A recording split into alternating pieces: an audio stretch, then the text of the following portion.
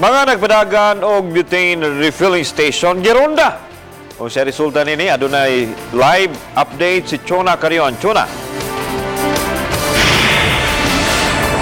Yes, Unom ka mga taong nasikop sa mga sakop sa Regional Special Operations Group sa PRO7 o mga sakop sa Station 1 sa Mandaue City Police Office kaganihang buntag.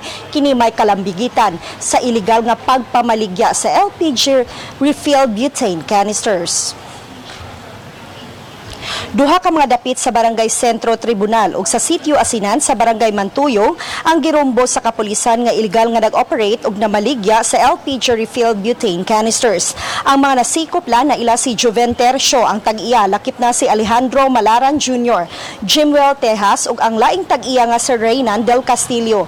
Laing nasikop mao si Janver Teves ug ang laing tag-iya nga si Abel Gonzaga, giangkon hinuon sa mga dinakpan nga namaligya sila. Nasakmit sa kapulisan ang mga ebidensya mao ang kapin 3,000 ka mga LPG refilled butane canisters nga gibadabanang mobalor ug kapin 143,000 pesos. Nasakmit usab ang kapin 400 ka empty canisters nga gibadabanang mobalor og 10,000 pesos.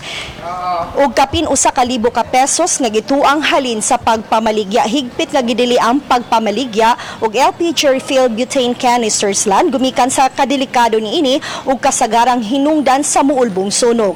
Atong paminawon ang pamahayag ni Major Ricardo Otero, ang hepe sa RSOG 7. Naining report sa atong office nga atong mga authorized nga distributor kabayan aning mga illegal nga proliferation sa kaning butane nang among gi-validate mga pila ka days antud nga nakuha na mo gabi naabdan na mo gabi ang ilahang tong pagpamaligya ug napoy ning aga ni buyer pod ning palit nga naabdan jud nato.